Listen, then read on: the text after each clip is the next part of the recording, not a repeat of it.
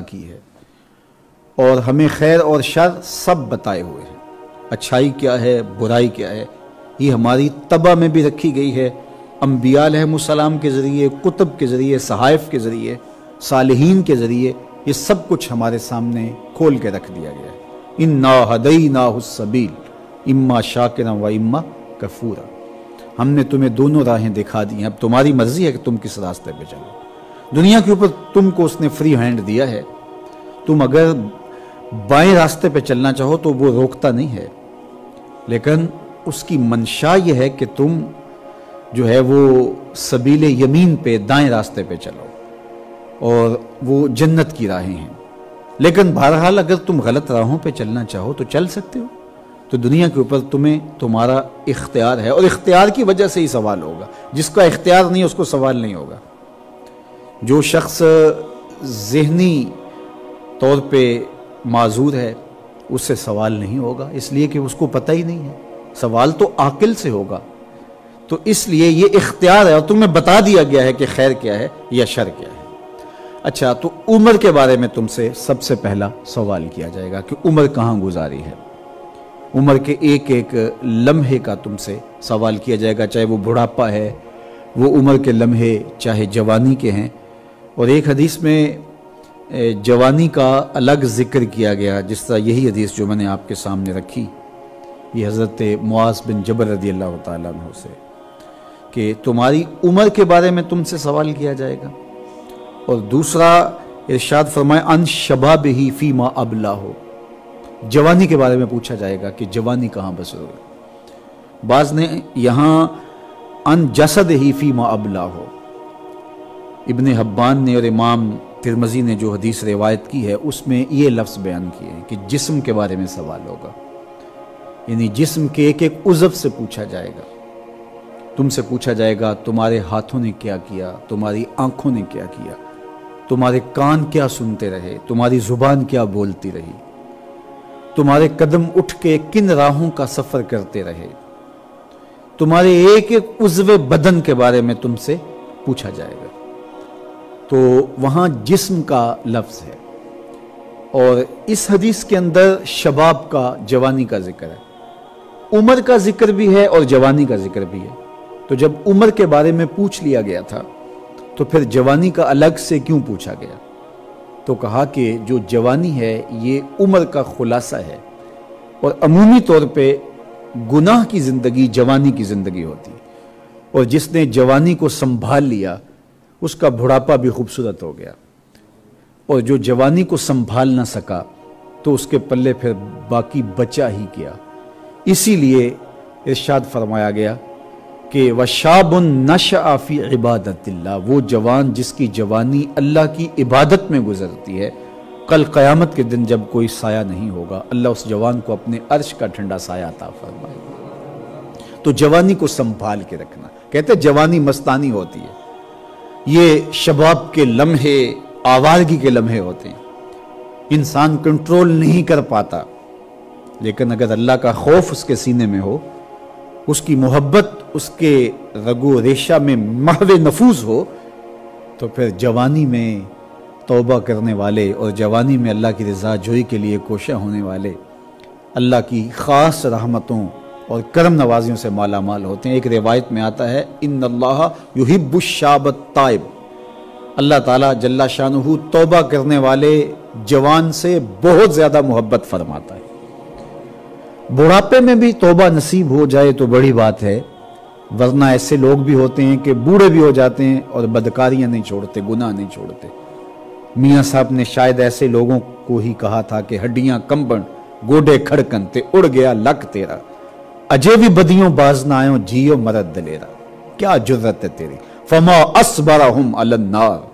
اللہ فرماتا ہے لوگوں کا آگ پر کتنا حوصلہ ہے، کتنی ڈٹائی کے ساتھ۔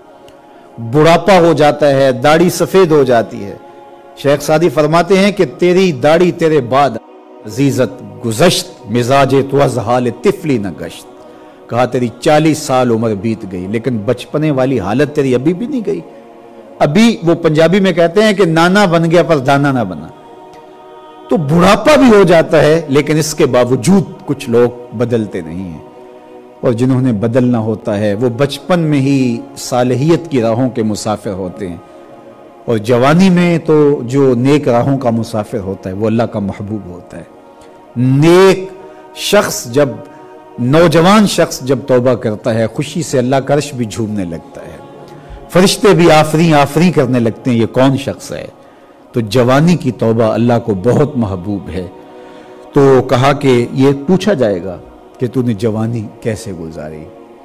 دعا کرو کہ قیامت کے دن جب ہم سے سوال ہو تو ہمارے جوان اس کا جواب یہ دے، مالک ہماری جوانی سجدوں میں گزری تھی۔ تو وہ جوان جس کی جوانی اللہ کی یاد میں بسر ہوئی ہوگی، تو پھر وہ اللہ کو عرض کرے گا کہ مالک جوانی تو تھی، شباب کی جولانیاں تو تھیں، جوانی مستانی بھی کہلاتی تھی، میرے معاصر میرے ہم عمر شباب کی لذتوں میں کھوئے ہوئے تھے، لیکن مالک میری پیشانی سجدے میں تیرے حضور جھکتی تھی اور میری آنکھیں تیرے حضور آنسوں کا خراج پیش کرتی تھیں۔ پھر میرا مالک اس جوان کو کتنی کرم نوازیوں سے مالا مال کرے گا۔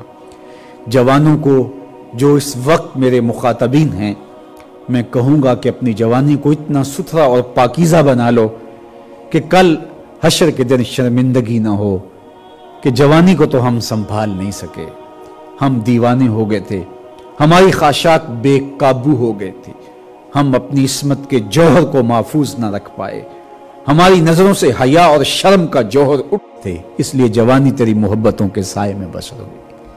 تو یہ شباب کے بارے میں پوچھا جائے گا۔ اور تیسرا سوال بندے سے جو پوچھا جائے گا، وَأَنْ مَالِهِ مِنْ أَيْنَ اكْتَسَبَهُ وَفِيمَ أَنْفَقَهُ، مال کے بارے میں پوچھا جائے گا کہ مال کمایا کہاں سے، کس طرح سے کمایا اور اس کو خرچ کہاں کیا۔ بعض احادیث کے اندر 5 سوالوں کا ذکر ہے، تو اس سوال کو 2 حصوں میں تقسیم کر کے وہاں ذکر کیا گیا ہے۔ مال کہاں سے کمایا یہ سوال پوچھا جائے گا، مال خرچ کیسے کیا یہ پوچھا جائے گا۔ لیکن حدیث معاذ میں ان 2 چیزوں کو ایک جگہ جمع کیا گیا ہے، کیونکہ مال کے متعلق سوال ہوگا تو مال کے متعلق 2 سوال ہوں گے، کمایا کیسے اور خرچ کیسے کیا۔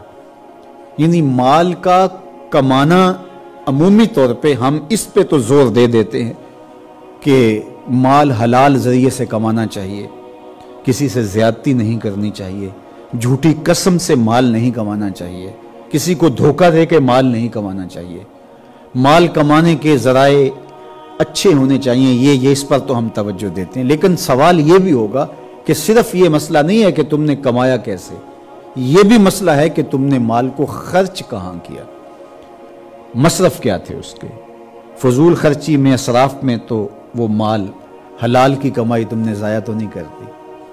تو آج یہ سوال اس کی ہمیں تیاری کرنی ہوگی۔ بہت سارے لوگ ہیں جو مال کماتے ہوئے اس کو بھول جاتے ہیں کہ ہم مال کیسے کما رہے ہیں۔ فرمایا کہ میری امت پہ ایک ایسا زمانہ آئے گا کہ لوگ اس بات کو فراموش کر دیں گے کہ جو ان کے پاس مال آ رہا ہے وہ حلال ذریعے سے آ رہا ہے یا حرام ذریعے سے آ رہا ہے۔ مال کی محبت اس قدر غالب ہو جائے گی کہ حلت اور حرمت اٹھ جائے گی، اور جب کوئی شخص اس مقام پہ پہنچ جاتا ہے، مال کے لیے اس کی طبع کے اندر جو ایک چیز رکھی گئی ہے وہ تو ایک انسانی فطرت ہے، لیکن جب وہ طمع اس قدر بڑھ جائے کہ انسان اس مال کو جس کی محبت اس کے سینے میں رکھی گئی ہے اس طرح بڑا ہوا پائے اس مال کی محبت کو کہ پھر اس کو یہ تمیز ختم ہو جائے کہ حلال ذریعے سے ہے یا حرام ذریعے سے ہے،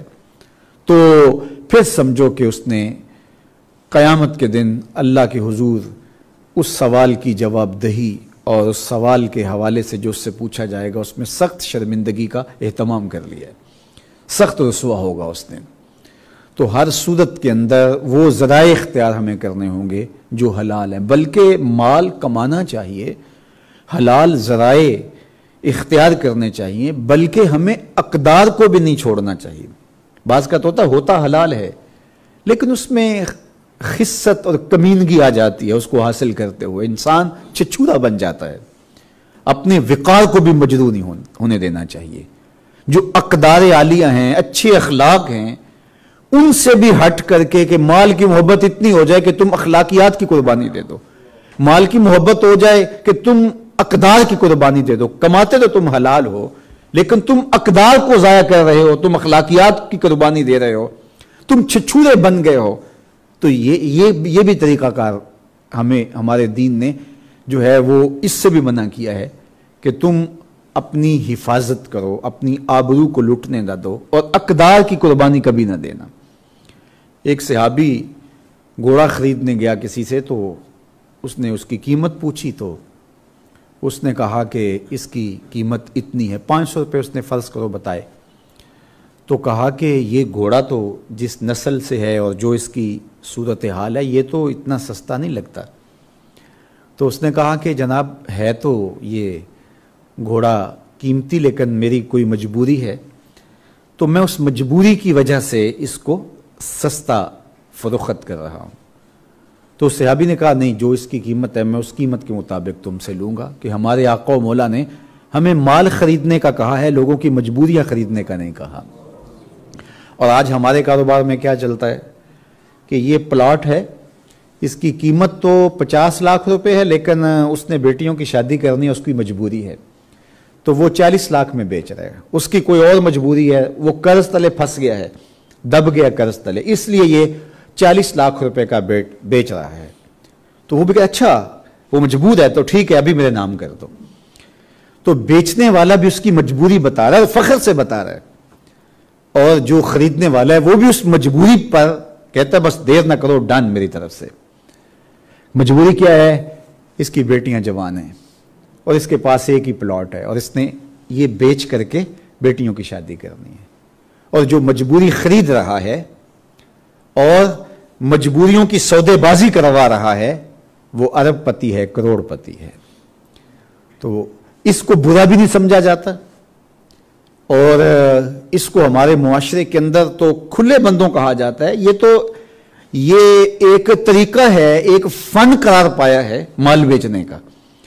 جبکہ اقدار کی بھی قربانی نہ دو اور اخلاقیات بھی کی قربانی بھی نہ دو. تو اچھے ذریعے سے، خوبصورت انداز سے ہمارے دین نے ہمیں دوسرے پر بولی دینے سے منع کیا گیا. کوئی شخص کوئی کسی کا سودا کر اور جا کے اس کے اوپر تو شانوں کا مالک ہے، لیکن سہل عطا کر. بہت زیادہ پیچیدگیاں بعض کاموں میں ہوتی ہیں. بندے کے لیے خوش قسمتی یہ ہے کہ اس کا کاروبار اس کے گھر کے قریب ہو، آسان طریقہ ہو حصول رزق کا. تو اللہ جل شانہ سے رزق حلال طلب کریں. حرام مال جب ہاتھ میں آتا ہے تو سکون اس کے ساتھ ہی رخصت ہو جاتا ہے. یہ دونوں چیزیں ایک گھر میں نہیں رہ سکتی. سکون رہے گا یا